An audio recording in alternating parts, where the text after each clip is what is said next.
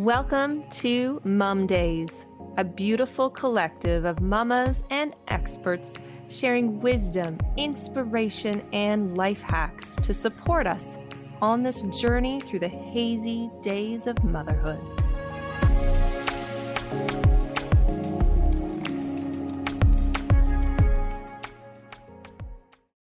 So welcome to our next episode of the Mom Days podcast. I am so excited to be talking about parenting our little ones. My youngest is now on the edge of this age group at 6 years of age, so I can still relate. But as a former early childhood educator and infant specialist, my heart still is in this. And today's guest is Alana Robinson, a mom, a wife. I know all these great things that she's got going on in her own life, but beyond all of that, she is parenting coach who is helping kids and parents in that age group that are about 2 to 6 years of age who need some support with behaviors, whether it's, your average everyday challenges of having a 2, 3, 4, 5, 6-year-old, or maybe it's gone beyond that to some more challenging behaviors that you do need some strategies for. So thank you so much for joining us, Alana.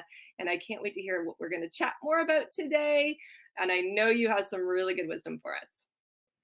Awesome. So, this was not the plan. I was an early interventionist for almost a decade. We just fell slightly short of that because of the birth of my son. And so I worked with kids who have special needs, and I worked in their homes with their families, helping them participate in daily life and doing play therapy. And I absolutely adored it. It was my favorite thing in the whole wide world. And then I found out that I was pregnant after getting a concussion from one of the kids that I was working with. And that unfortunately kind of shelved my frontline career because now I was pregnant and they were worried that I would get further hurt and lose the baby. So I started parent coaching through an agency. And then I went on maternity leave with my oldest son. And there was just I guess in my case, it was a happy accident. For parents, it wasn't, but there was a happy accident in terms of there was some funding changes that happened. And so parents were losing their parent coaching through their services. And so I picked it up, and then things just kind of snowballed. And when I was working with kids with special needs, one of the things that I realized, because I was in preschools and kindergartens and swim lessons and all these things with different kids with special needs, was that there was a large population of kids who weren't, quote unquote, bad enough to qualify for a diagnosis, but whose behavior was bad enough that it was really derailing their entire family. It was highly disruptive. It was making it so that parents didn't feel that they could participate in things like swimming lessons or play groups, or they were very stressed about how their children were doing in school settings. And how that played out in real life was that if there was a child who had a support system in the classroom because they had a diagnosis, and there was a child who didn't qualify for a diagnosis but definitely had some behavioral issues, the child who had the diagnosis, their team were the ones with the experience with behavioral intervention. And so they would end up working with both of these kids, which really did a disservice to the child who had the disability because they needed the full focus of their team, but their team couldn't give it to them because there was this other kid over here who was in crisis. And so I realized very quickly that these kids didn't need a full intervention team. Their parents really just needed some support and some resources and some guidance. And unfortunately, where they were seeking that out was their doctors, and their doctors would often, they'd go through all the screening and be like, there's nothing wrong with them, just parent better, which is like the epitome of unhelpful. What does parent better mean? All parents are doing the best that they can, right? They're working and doing everything that they know how to do. If they knew how to parent better, they would already be doing it. Mm-hmm. So my goal when I rolled over into parent coaching privately was really to support those parents who have kids that fall into that gap. And in that way, in a very roundabout way, I'm also supporting children who have special needs and their ability to participate and be included in society, because we're teaching these parents early intervention strategies that we would use with that population already. So it's not weird when they go into school and there's visuals being used or anything like that. So that's kind of how I ended up doing what I do. Amazing. Okay, this is something actually as an ECE, former ECE and mom now, Mm, something that I a lot of times would be asking, even in preschool settings, mhm. asking parents like you've talked about who are having some challenges with their kids, especially when they're in that 2 to 4, I'd find, um, age range, because all that independence is starting to rise up, and these kids are getting to the I do it stage, and our patients aren't there, and all of those things just kind of collide. But Mhm. I remember many times me just saying to parents when they'd come in and talk about, oh my gosh, I don't know what to do. I mean, I'm not a parenting expert at that age. At that Right. point, I hadn't even had children. So I knew everything, right? Yeah. Right. I knew how it was going to work. So then it was like, I'd say things like, okay, well, what is the worst part of this? Or what is the part that you find the hardest? And thankfully, I mean, I didn't know to ask certain questions, but those seemed to Mm, be the right questions, in hindsight. What would you say are, let's look at maybe that I mean, 2 to 4 is a pretty big jump. So if you think you want yeah. to do 2-year-olds, 3-year-olds, whatever, you break it down however you think. But what are some of those most common concerns that are coming up at those ages? Not listening is the biggest one. Parents are like 90% of parents come to me saying, "My kids just won't listen to me." And the parents have this misconception that listening and hearing are the same thing, and they're just not. And so, not listening is a big umbrella term for a lot of various issues, but not listening is definitely the biggest one. The limbic leap at 4 years old seems to be like one of the major ones when kids get super emotional and super reactive and super defensive over totally typical things that they've, often been doing for years at that point. Um, and I think my grandmother said it best when she was like, at 2, they're cute.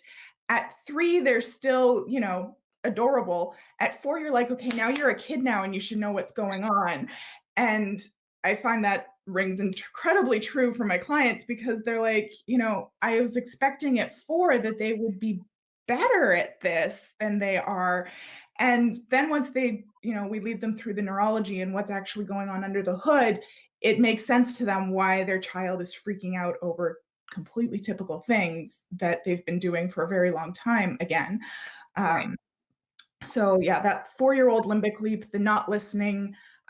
With 2-year-olds, it's a lot of that difficulty with communicating because 2-year-olds have that thing where their receptive language is so far ahead of their expressive language that they can think these big thoughts, but they can't make them come out of their mouths. And so a lot of communication friction with 2-year-olds too. Absolutely. Yeah, that's true. And I remember my guys were all, and I say this proudly as a mom, but my guys were all very advanced with their speech. I Mm, remember teaching them all baby sign at, 4, 5, 6 months old, but they were all talking, 2 and 3 word sentences by 14, 15 months old. And I thought that was just normal. Even after years of being in childcare and seeing that that wasn't normal, because yeah. they're yours, it suddenly seems normal. And I remember having a friend say with her 2-year-old, she's like, I never like really couldn't understand what he was saying. I never could understand what he was saying. And just coming up with, I never thought that was odd until a doctor asked me, at a checkup, can they say this many words, or can they follow 2-step directions or 1-step directions? So Mhm. sometimes having that, the openness to say to someone you trust, do you think this is normal? Is this average? I don't think it's normal. Exactly. But Exactly. then you kind of know where to go and say, hey, maybe I do need to talk to someone like Alana. Maybe I do need to talk to my doctor about this. Maybe this is beyond just a behavior that's normal for this stage. Maybe now we're looking at something else, right? Exactly, and because I worked with so many kids who just couldn't speak at all, like, I had both sides of the coin with my own kids. I had my first who, because I had him working right out of early intervention, I was used to signing to anybody who was shorter than my navel. So, his first language is sign language. It turns out he is partially deaf in one ear, so he was signing full sentences by 15 months, but that also meant that he was hyperverbal by the time he started talking. And Right. then I had my youngest, who's only 2.5 years younger. And so he had his personal interpreter here who could communicate much more clearly and precisely than he could. And he didn't talk until he was almost 3. So I, Right. Oh my God. Yeah. I had both ends of the spectrum for my own kids, but then I also worked with kids who were just completely nonverbal. So it's really neat to be able to pass along those strategies that work for kids really well to Yeah. parents so that it doesn't matter. I don't care if your kid can talk. Like, I care if your kid is communicating. Yeah. And that's a much broader um, Yeah. focus for parents. So yeah, it's really neat how when you know what's going on in their brain, it's a lot easier to change what you're doing and it doesn't feel so personal anymore. Yes, I'm so glad you said that because again, as a mom, I was like, "What the heck?" Why you feel like it's you? Yeah, like they're personally taking it out on you, or the tantrums, or I gave them the wrong color sippy cup. This is why we're crying today. Whatever those Yeah, scenarios are, at whatever age that's happening, it can definitely hit home. And I know our partners feel that way too. Like yeah, my husband, there were times that I had to be like, "Well, you need to take a breath. Like this is not an offense against you." This is just and our being four, like, yeah, just in and that general. Yeah. I think that's what parents come to me all the time and they're like, "It feels like they are trying to hurt me. It feels like they hate me. Yeah. It feels like they're doing this to piss me personally off." And I understand why it feels that way completely 100%. I even have those moments where I'm saying to my husband, like, "Oh my God, it feels like they're coming to get me." And he's like, that's not correct." But Yeah. again, working with kids who have special needs for so long, it was really great because I was able to realize that this isn't about me. It's not um, about what I'm doing. Well, I mean, what we do does affect what they do, but they're not trying to hurt me. They're doing the best they can at Yeah. every single moment. And so if my child isn't doing well, there's a reason for it and there's a problem to solve. And Yeah. that's kind of my whole philosophy is kids do well if they can. If they're not, there's a reason for it and there's a problem to solve. So let's find the problem and let's solve it. And then poof, bye bye behaviors. That's amazing. I love that was so well said. And it's really, really key that we almost have like this little hand that comes up in our brain when things are happening that says, "It's not about you." Right? Not about you. And that's why I'm like, I Struggling of was something. saying it's so great that I attack behavior from a neurological perspective. And I'm like, because if you understand what is going on in their brain, it suddenly becomes much less about, oh, they're doing this because they hate me. And it's like, oh, they're doing this because, they're in the limbic leap and predictability and consistency are what they're craving. And I just completely changed the plot on them without warning them. So yes, Yeah. it's about me and that I did this thing to make them feel unsafe, but it's not about me and that they're being an asshole just to make me That's feel. right. Yeah, my 4-year-old is not a jerk for no reason. They're not trying to manipulate me, they're not trying to hurt me. This just what something I did made them feel unsafe. So how can I make them feel safe and still accomplish my goal? And so that's it. That's why I love going into the brain and talking about how the brain works and all that stuff because once parents understand, oh, they're doing this because their amygdala is tripling in size and everything it's super sensitive. Everything that is new, different, or unexpected is literally a life-threatening danger as far as they're concerned. Yeah. Okay, now it's not that they don't want to do what I'm telling them to do. Now it's, oh, they're fighting for their life. Yeah, yeah, or So, that anxiety that yeah, we as adults, we don't even recognize it in ourselves sometimes. So how are we going to see that this is what's coming out in yeah, our kids? That's and so true. The brain is fascinating that way with kids, but if we don't take the time to understand what's going on in there, it is going to feel very personal and very frustrating. exactly, and it's funny because, like, when parents start working with me, they'll often say after a couple of months, they're like, I am figuring out that I was never taught how to self-regulate. I was never very aware of my emotions. I wasn't allowed to express my emotions. So to me, my child's expressing their emotions or their frustration feels like a personal attack because I wasn't allowed to do that as a child. I wasn't given the grace or the instruction to understand what was going on. And so when my child does it, it feels really unfair because do you not know how good you have it? Right? And then we get into this comparison game with our kids, and none of this is conscious. None of this is like parents sitting down and going like, "Oh, well, you've got it so good and therefore I'm gonna make it harder for you."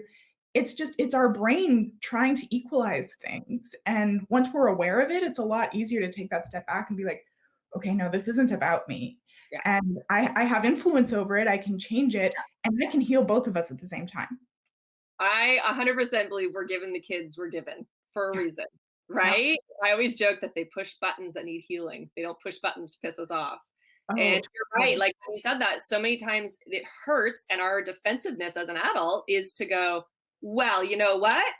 Like, Yeah, "Listen to me, I listen to what I went through," and at the end of the day, that's where it is stepping back and going, "Well, it's not about me, this moment isn't about me, but it's gonna be about me changing, because 'cause yeah, I've obviously got some there's a little girl in me or a little boy in him that yeah. is gonna rise up against what's happening and is gonna speak to that, and it's not always gonna be a good thing."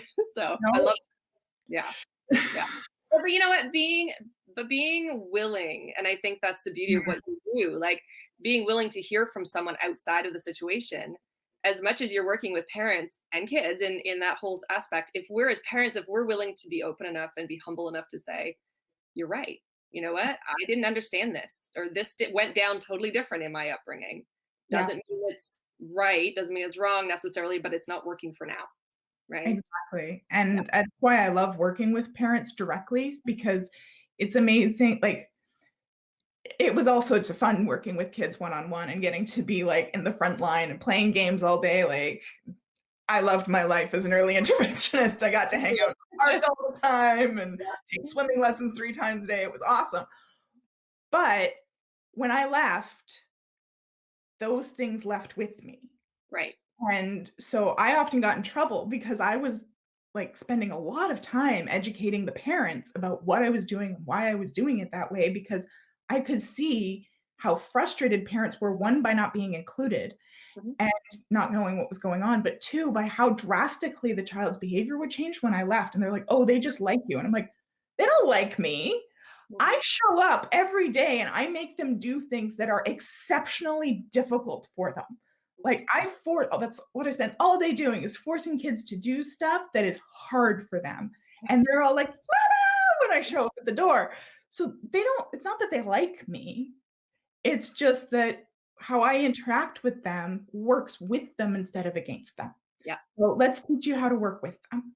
Yeah. And then seeing parents take over that role and seeing their relationship improve with their kids because of that. And so now I just get to go straight to the parents and be like, I'm you're going to do everything with your kid. I am not injecting myself in that aspect at all. And when parents change, kids change. Like that's Yep. been validated. That's been oh, I can't remember the protocol name. It's got some kind of funny name like STARS or something like that. But there's a protocol that was developed in the States for treating anxiety Mm. that is that parent first, like a clinical protocol um, for treating parents or teaching parents to treat their own kids for kids who have anxiety where typical anxiety interventions aren't working. And for those kids where typical anxiety interventions weren't working, the parent-led version worked 10 times better. And so that I mean, I was doing it before that research came out, but I knew it inherently just from Yeah. experiencing it. We have so much power in our little kids' lives. We're never gonna have that kind of power again. And so when I have parents who come to me willingly and they're like, "Teach me this. Let's do this. Let's figure it out."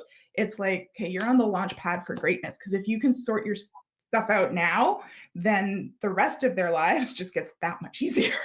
Oh, 100%. And oh my gosh, like I wish I had met you 10 years ago because we went through this with my firstborn, and I Mhm. swear to you, like I in all my years of doing infant, specialist and working with newborns, I was a doula and working from pregnancy right through delivery, right through to their first year.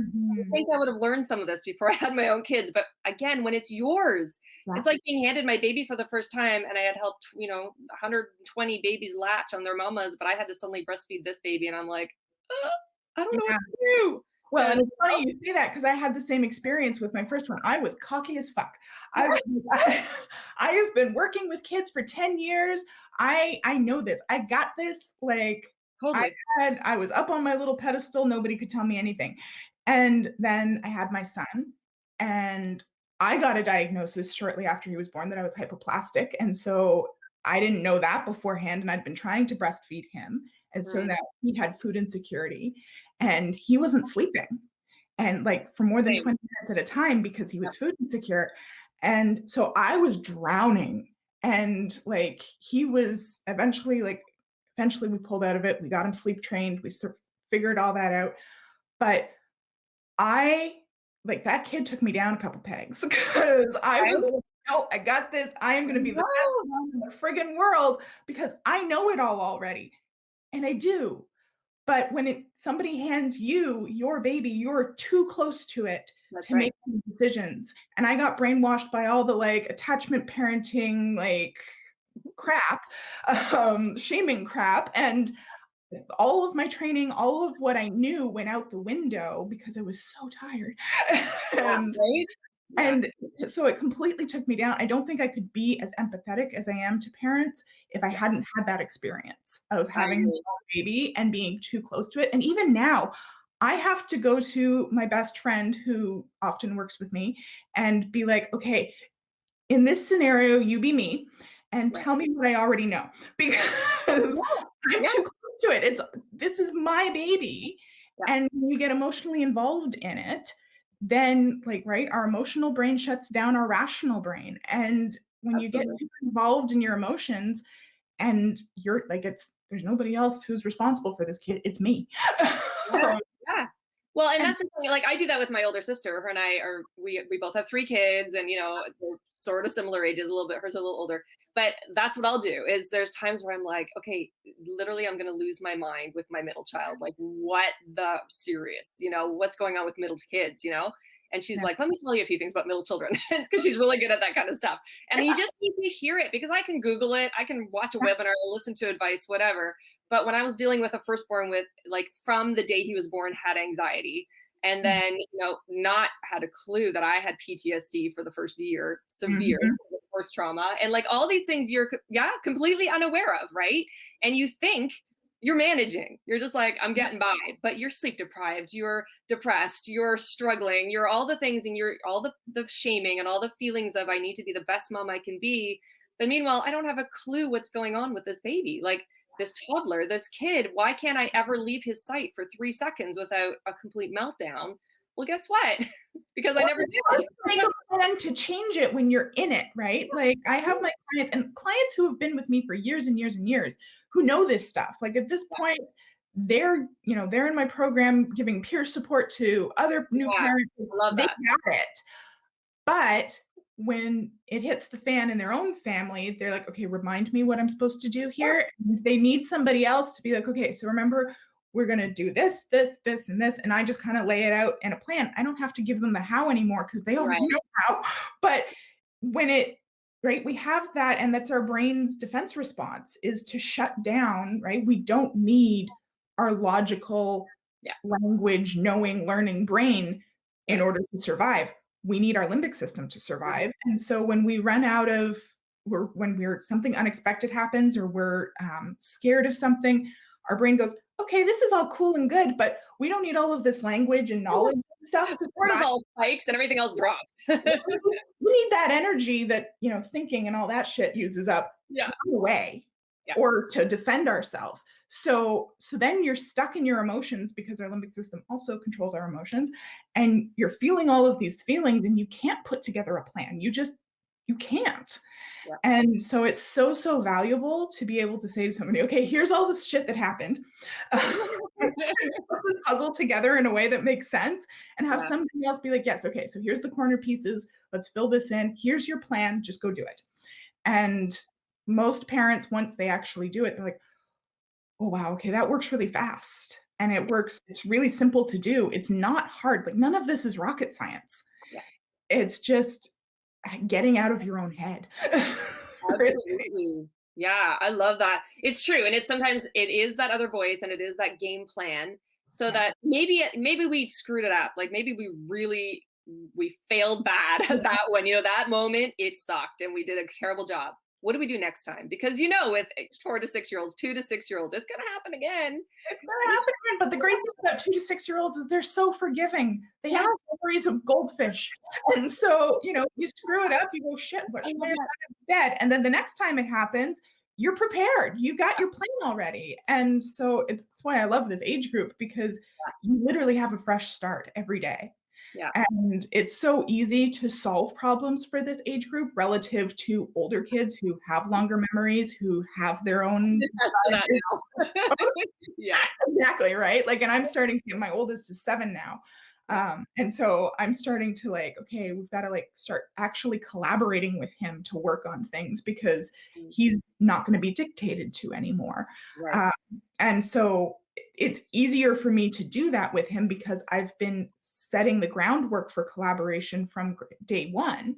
Yeah. Uh, but it's still different and he's still got his own ideas and I don't always like his ideas. And so it's in relative terms, solving problems with 2 to 6 years old are just is so much easier. So, as I said, if you can lay that foundation now, do it because it's not gonna get easier. They're not gonna grow out of it, right? Like, Yeah, absolutely. Now I know this is not in your age range at all, but I'm curious because I've heard this, time and time again. Is it too late? So if you've got parents listening to this who've got 8, 9 year olds who are they think like I'm done. Like I don't even know what to do anymore with this child. I'm not talking, extreme behavior issues where we need professional beyond your professional help, medical yeah, help. But those mild to moderate situations, like for example, I'm like I said, my middle child, yeah, she's 9, and I swear that 9-year-old girls go through like pseudo personality disorder. Honest to goodness, like you look at, and there's actually studies on this, and it's the yeah, neurological brain of these girls.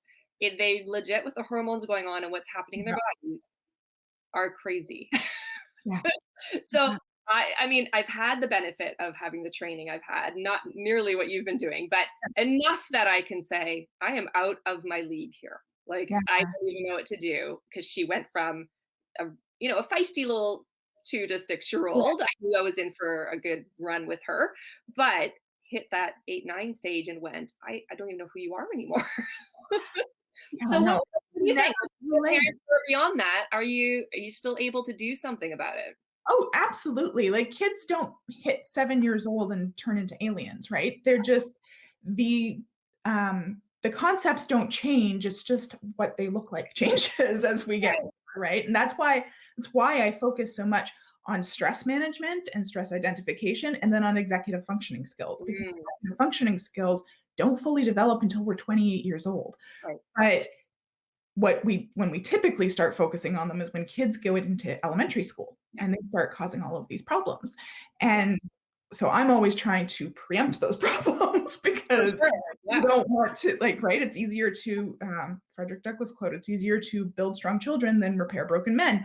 Um, but no, it's never too late. Like the brain starts solidifying, but it's at 8, 9 years old, they're still babies in the grand scheme of things, right? Especially with today's life expectancy. Like they're Yeah. still infants at 8, True, 9 years old. actually. Yeah. That's So a good way to look at it because we do have this idea, like you kind of said at 4 even, like, come on, you're a mini me now, like get on with it, right? You've been around for 4 years, you've been around 8 years. Come on, get on with life. And it is easy to forget. Like I think I find it's easier with my youngest because he's my baby, right? yeah, So I can always imagine that he's the baby. He's the yeah. So yeah, as soon as they get past those ages though, you're like, well, so when are you moving out? Exactly, but the Now, difference off you go. is that we have to always be working towards that knowledge that our kids aren't ours. We're just keeping them while they grow up, right? And we're preparing them for adulthood. We're not raising children, we're raising adults. It's 2 o'clock. So sorry. Thank you. Uh, That was awesome. so yeah, so we're always having to work towards that thing that we're not in charge. Yeah. Like, much as parents want to be in charge, we're not in charge. And we have to move them towards that because otherwise we're going from I'm in total control to you have total control. And that's where you get a lot of rebellion, Yeah. a lot of, you know, young adults doing very scary things. And so when you're working with like 8, 7, 8, 9 years old, you're always kind of dripping out that control to them and being like, I'm just going to give you a little bit more control so that you have a little bit more to work with. And I'm going to collaborate with you more Mm, so that you have more say in what is happening to you. that makes sense. And that's where, like, usually for older children, I refer people to Dr. Ross Green's framework, his Plan B framework for collaboration, because it's very structured. But it's a great way. I have kids who come to me, call me up on the phone that I did Plan B with when they were 6, 7, 8, like 10 years ago. Uh, And they'll look me up on Facebook and they'll call me and be like, "Hey, so this solution we came up with when I was 8 years old isn't working anymore. Can we redo this?" And like, because they know that that's how I solve problems with wow. them. Yeah. And same thing with my own son, like he at first, when we started doing that framework, he was very, very hesitant. The first couple of times suck because it takes forever to get through because they don't trust us. Yeah. But as they start to trust us, like my 7-year-old will come in now and he'll be like, this, and this is a problem. Let's solve these. And Love it. okay, let's sit down and let's brainstorm. And so he knows exactly how I Yeah. problem solve. So it's very predictability and consistency. It's Yeah. very predictable to him. It's a very consistent framework that he knows we're going to go through. And because of that, he's a lot more open to collaborating with me because he knows that my first reaction is not going to be to yell at him and get him in trouble. Right. And That's so powerful.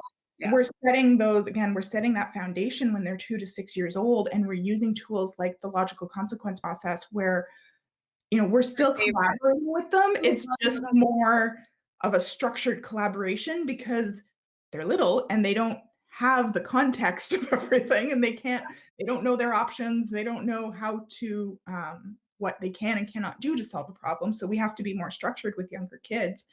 Um, but then as we move, towards that 5, 6, we start transitioning from the logical consequences into the more collaborative problem solving Right. frameworks. That's So no, amazing. it's never too late. Like you can Good. Good to always know. always start again. It's just you just have to have the tenacity to stick with it and to accept that this isn't going to be like I've had some parents who are like, this plan B thing doesn't work. And I'm like, well, how many times did you try? And they're like, once. Yeah. Okay, cool. So your kid I doesn't know. trust you yet. um, it's There's no like, quick fix. With there's no behaviors, there quick really fix. is no quick fix. You might have quick solutions for in the moment that will work, like Yeah, strategies and techniques. But when it comes to actually shifting or, neural mindset and rewiring a behavior, we know as adults, like it takes us forever to rewire a habit or a bad behavior or something that we do.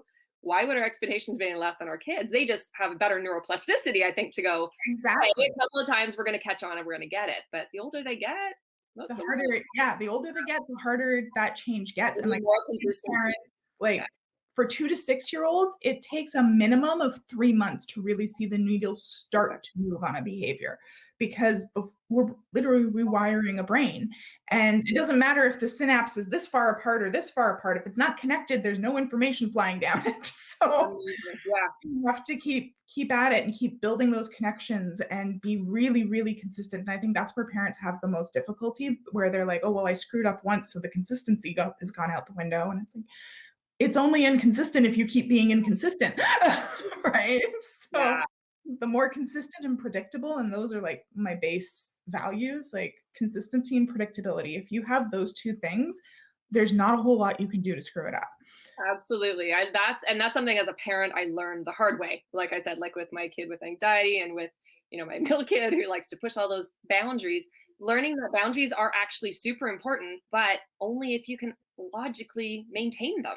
Yeah. Right? Like you can't just throw things out there randomly in the situation and be like, oh shoot, they didn't understand that at all. Right? Or that I can't even follow. Like, we know the old mom adage of I'm pulling this car over now and you're walking home when you're in the middle of the photo line. Like, no, you're not. I'm calling BS. Well, and that's it. I find parents think that in order to teach children what not to do, they have to make what not to do like this big overblown Yeah, thing. And it's kids scary know that result. it's fake. They know that this isn't Yeah, authentic. And often kids already know that they fucked up before you've even brought yourself into the situation, right? They do the head down and they're kind of talking and you're like, do I really need to reinforce that you screwed up? You already know it. But parents feel like they have to, and that's why I hate focusing on what not to do because parents are like, okay, well, you crashed your bike. So now there's no bike, there's no TV, there's no like, and they just start throwing on all these disconnected things that have nothing to do with it to try to reinforce that what happened was bad. It's like yeah, you already know that what happened was bad. You don't need to throw on all this other crap because now you're yeah. just pulling a power trip. That's just the shame and blame routine, right? Exactly, now you're just pulling a Oh, yeah. power trip and shaming them, and so, no, they're not going to trust you when they screw up and they actually need your help. Right. So, Whereas when we focus on, okay, so you crashed your bike, like, what should you do next time instead? And let's practice that so that you have the muscle memory, you have the things to do. And same thing with little kids, right? Like they hit their friend at the playground and we're like, you're not allowed to hit. Now we have to go home. No dessert, blah, blah, blah.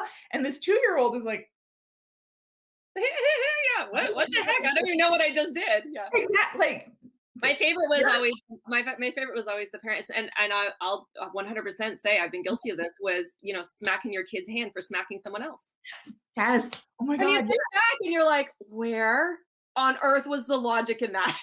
But there Don't was. take it And back. that's again where the whole neurology comes in, right? Because when we react in irrational ways like that, it's because there's resonance between our kids and us. And like our brains actually, brain waves are a thing. They Yeah. exist just like light waves and sound waves. And brains give them off and they pick them up. And that's why you can walk into like a boardroom and you immediately know who is in charge, who the shit disturber is, who's Yeah. not paying attention, because their brains are all giving off different frequencies that our brains pick up. And same thing with our kids. Our kids know if we're full of shit.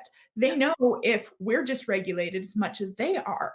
And then if we're dysregulated, there's no hope in hell of them regulating because we're their primary caregiver, we're their primary attachment. Their brain references our brain to see if they're safe. And if we're giving off these dysregulated vibes, their brain is going, oh, mom is not okay, which means I am not okay, which means I need to stay in this dysregulated state because I need to be ready to run away Yeah. and protect myself. Yeah. And so like parents are always saying like, it's so hard to stay calm, but it's a lot easier to stay calm when you realize that your calm, their calm is contingent on your calm. Yeah. You can escalate, or you can Or you de-escalate. can bring it down. And it's Absolutely. completely That's been my new phrase. It's funny you said that, bring it down. That's been my new phrase in the house, I'd say, for the past few months. It's been, okay, listen, everyone, mom needs you all to bring it down. Just bring it down. So now bring it down a bit. my 6-year-old will be like, hey, guys, mom said, bring it down. Bring it down. Like, you got it, buddy. Like I'm modeling something. I don't know if it's productive or not, but Well, it's funny because like my 4-year-old, his calming thing is to go for like a really intense, like almost run, like very quick walk, very brisk walk. And so for like the last year, every time he's been melting down, I mean, I knew that kid was going to hit the limbic leap like a Mack truck, and he did not disappoint.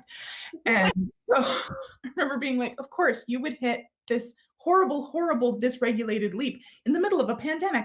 oh my Why not? Thank But I you. was so focused on him whenever he starts getting irrational and dysregulated, I'm like, we got to go for a walk. Okay, let's put on your shoes, let's go for a walk. And my neighbors now know, like, because sometimes he's refused to go for a walk. And I'm like, nope, this isn't an option. We need to calm your body down. We're going for a walk. And so you throw him over your shoulder and you start walking in 5 minutes and he's like, put me down. And you're like, okay, you can walk. But now, finally, after 10 months of every time he starts acting like that, saying, okay, we got to go for a walk, he's finally coming to me and being like, I need a walk. Yeah. And he's starting to identify that so I empowering. this, Yeah. I need to calm my body down. And the best way for me to calm my body down is to go for a walk.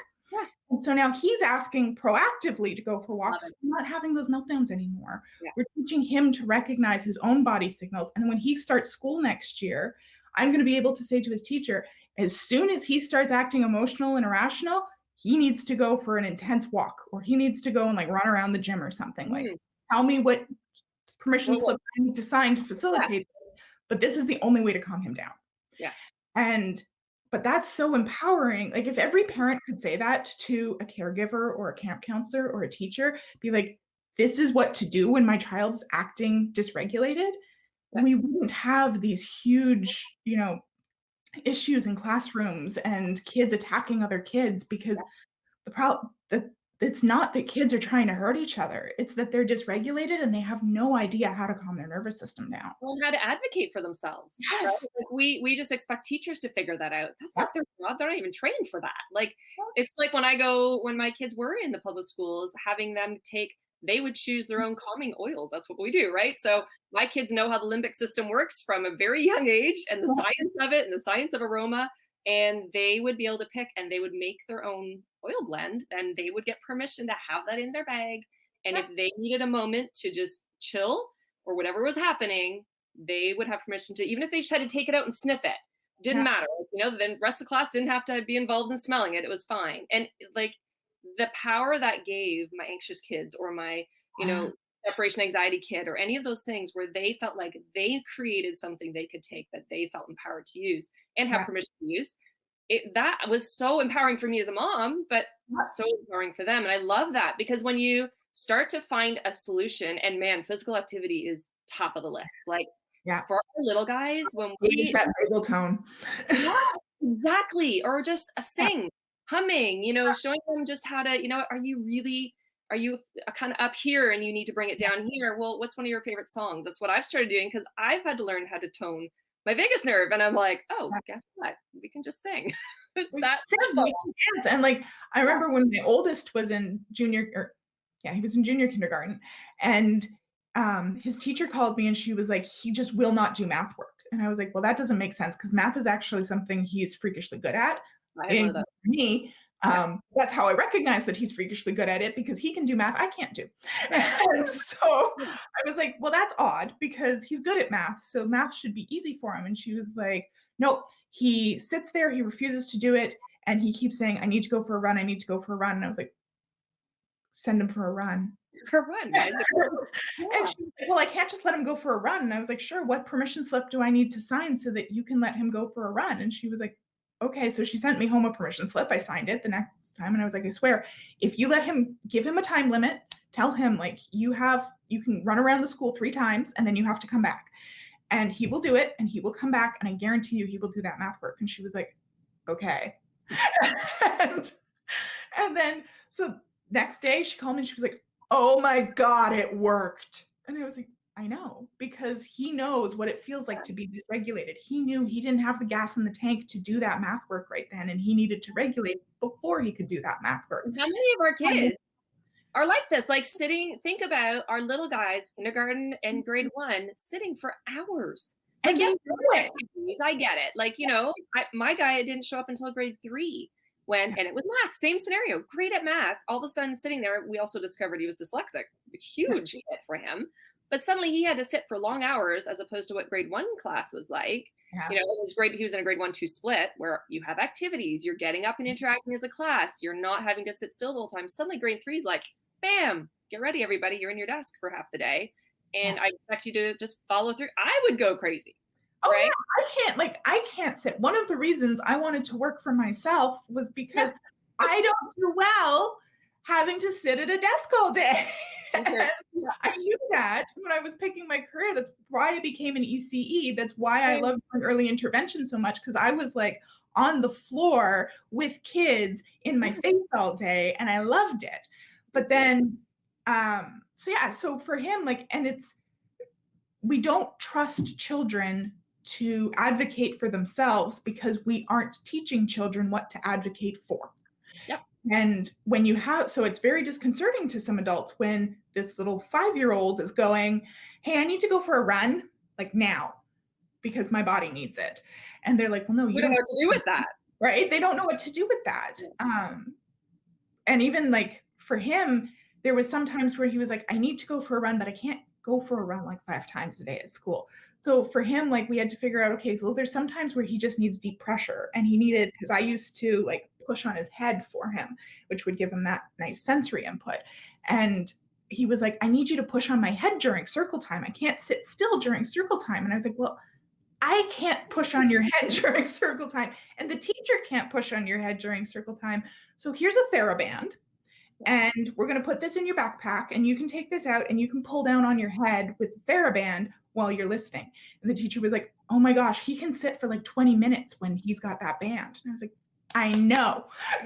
It's like weighted blankets. Like when we Exactly. discovered weighted blankets, we had someone make a mini one for us, and it was just like a little tiny one, and he could put it on his lap. He could put it on his head. He put it, they would use it for whatever. I use it even now when we homeschool. So yeah, I love the more tools. I love this chat. I mean, we're going over and I love it. It's totally fine because that's what I help parents do, right? It's figuring out every kid is different, right? A lot of people hear what works for my son and they're like, well, I tried taking my son for a run and he like freaked out. I'm like, that's my kid. That's my kid. That's what he needs.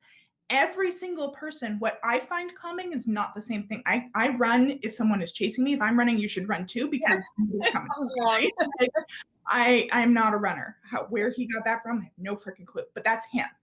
And so what I find calming is very different from what my children find calming, from what my husband finds calming. What my kids find calming is going to be different from what your kids find calming. And I think the best example of that is introverts versus extroverts, right? Like introverts find being alone very calming, whereas extroverts find that extremely draining. And then the opposite is also true. Extroverts find being around other people very invigorating and fill their tank with lots of energy. For introverts, it's extremely draining. But that goes for everything. It's not just social interaction.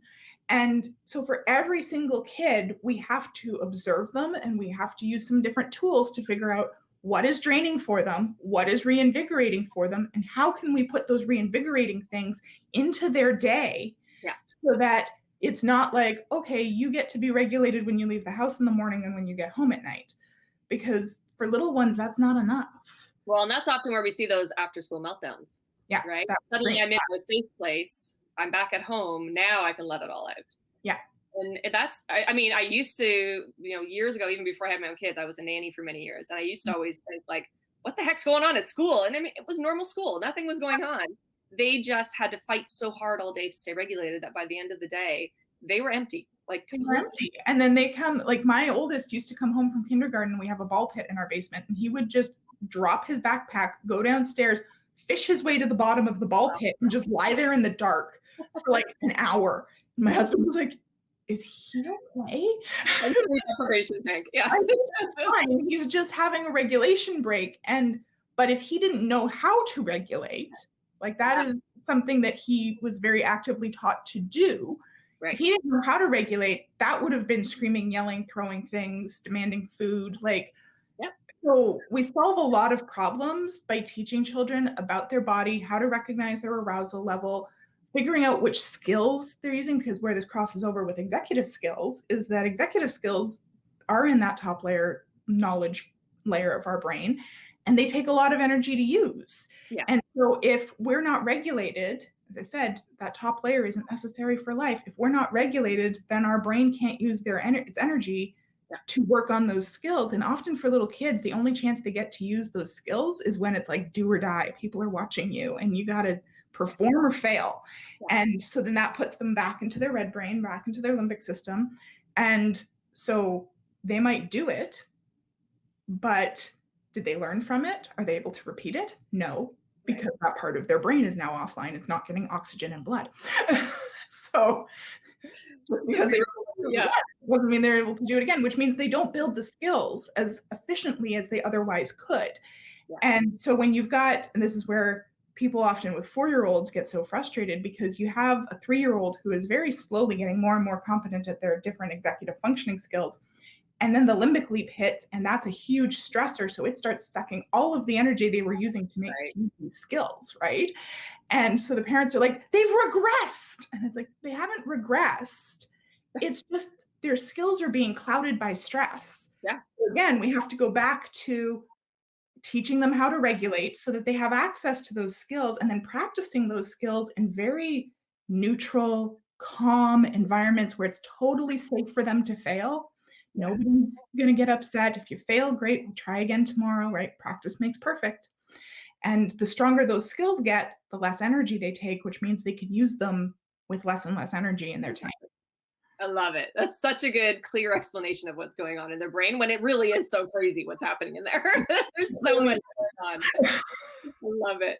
Okay, we're going to talk more. I know we could cover a lot of topics. No, I love it. It's so, seriously, this like fills my tank up. I love talking all this stuff. So, but where can people find you? Where, if they want to work with you or they want to find out more about what you do, where can we find you? So my website is alanarobinson.com. And I also have a Facebook group called The Parenting Posse, which is my free peer support Facebook group. Everybody's invited to join. It's run by a lot of my former members, so you get lots of really good support in there. And then if you want to check out my free class, I have a free class called How to Raise Well-Behaved Kids Without Yelling, Shaming, or Timeouts, and that's available on my website as well. Amazing. And we'll put all those links up. Well, I look forward to talking some more, because this there's so much into this, and I know we will probably get questions and specifics, and you probably will get questions and specifics. So let's talk some more about this topic, and maybe we could talk next time about parents and self-care and how that affects, right? It's Because it behavior. all ties in, right? We are so responsible for so many things. But we can do it. But we can do it.